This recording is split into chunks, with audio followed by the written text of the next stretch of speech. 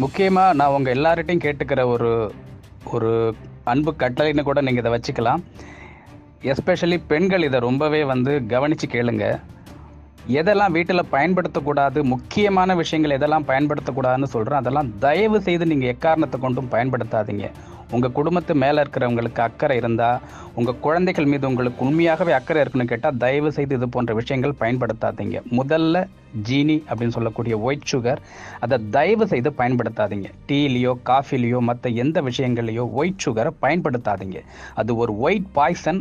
அது ஒரு ஒரு ஒரு அது எப்படி சொல்கிறதுனே தெரியாத அளவுக்கு ஒரு மோசமான ஒரு கெமிக்கல் ஃபார்மேஷன் அது. அதை தயவு செய்து பயன்படுத்தாதீங்க. அதுக்கு பதிலாக நாட்டு சர்க்கரையோ வெல்லமோ அச்சு வெல்லமோ பனங்கற்கண்டோ கருப்பட்டியோ இது மாதிரி எதை வேணாலும் பயன்படுத்துங்க. குழந்தைகளுக்கு தயவு செய்து பயன்படுத்தாதீங்க. லங்ஸ் கெட்டு போகிறதுக்கும் சுகர் வர்றதுக்கும் உடம்புல இருக்கக்கூடிய எதிர்ப்பு சக்தி அழிஞ்சு போகிறதுக்கும் மிக முக்கியமான காரணமே அந்த ஒயிட் சுகர் தான். வெள்ளை சீனி, அந்த வெள்ளை சீனியை பயன்படுத்தாதீங்க. முதல் விஷயம். இரண்டாவது விஷயம், ரீஃபைண்ட் ஆயிலை தயவு செய்து பயன்படுத்தாதீங்க. எந்த சூழ்நிலையிலையும் ரீஃபைண்ட் ஆயிலை பயன்படுத்தாதீங்க. நாட்டு மர செக்கு எங்கே கிடைச்சாலும் போய் வாங்கிட்டு அதை தயவு செய்து அதை பயன்படுத்துங்க. ஏன்னு கேட்டால் 1 கிலோ எள்ளானது 100 ரூபாய்க்கு மேலே விற்கும் பொழுது, 1 கிலோ கடலையானது 100 ரூபா விற்கும் பொழுது 3 கிலோ போட்டு ஆட்டினா தான் 1 லிட்டர் எண்ணெய் கிடைக்கும். அப்படி இருக்க சமயத்தில் உங்களுக்கு 80 ரூபாய்க்கும் 90 ரூபாய்க்கும் எண்ணெயை கொடுக்க முடியும்னு கேட்டால் அது எண்ணெயே கிடையாது. அது எல்லாமே பூமியிலேருந்து எடுக்கக்கூடிய மினரல் ஆயில்ஸ். அதை தான் நம்ம பயன்படுத்தணும். தயவு செய்து அதை பயன்படுத்தாதீங்க. மூன்றாவது விஷயம், மைதாவை எக்காரணத்தை கொண்டும் பயன்படுத்தாதீங்க. பரோட்டா வகைகளையோ மைதா சம்பந்தப்பட்ட இந்த பப்ஸ் இந்த மாதிரி விஷயங்களையோ குழந்தைங்களுக்கு தயவு செய்து கொடுக்காதீங்க. அதே மாதிரி உடலுக்கு ஏதாவது பிரச்சனைகள் வரும்பொழுது டாக்டர்கிட்ட தூக்கிட்டு போயிட்டு உடனே இன்ஜெக்ஷன் போடுறதையோ மாத்திரை கொடுக்கறதையோ தயவு செய்து நிப்பாட்டுங்க. இயற்கையான முறையில் ஒரு சளி பிடிச்சிச்சின்னு சொன்னால் அவங்களுக்கு உடம்புல மெட்டபாலிக் சேஞ்ச் ஆகுதுன்னு அர்த்தம். அதை உடம்பு தற்காக்கிறதுக்காக ஒரு விஷயத்தை ஏற்படுத்துதுன்னு அர்த்தம். அந்த சமயத்தில் என்ன பண்ணணும், துவரான விஷயங்களையும் கசப்பான விஷயங்களையும் உடம்புக்குள்ளே இறக்கணும்.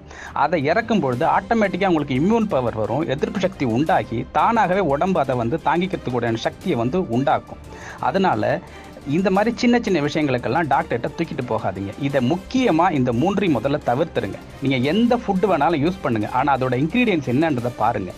கோல்கேட் பேஸ்ட்டு வீட்டில் யூஸ் பண்ணால் தயவு செய்து அதை தூக்கி எறிஞ்சிருங்க. அது மாதிரி ஒரு கெமிக்கல் ப்ராடக்ட் எதுவுமே கிடையாது.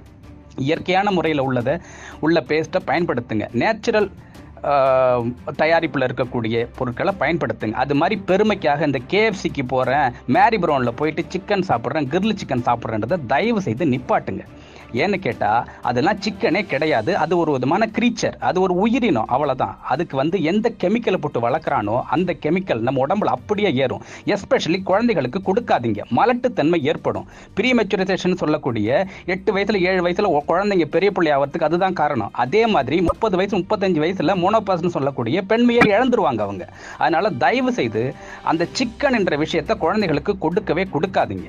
சிக்கன் சொல்லக்கூடியது ஆணும் கிடையாது பெண்ணும் கிடையாது, அது ஒரு நியூட்டர் ஜெண்டர். அந்த ஃபுட்டை தொடர்ந்து எடுத்துக்கும் பொழுது நம்மளோட உடம்பும் எந்த பாலினத்தையும் சேராம ஆணினத்தையும் பெண்ணினத்தையும் சேராம நியூட்டர் ஜெண்டரா உருவாயிடும். அதனால தயவு செய்து சிக்கனை கொடுக்காதீங்க.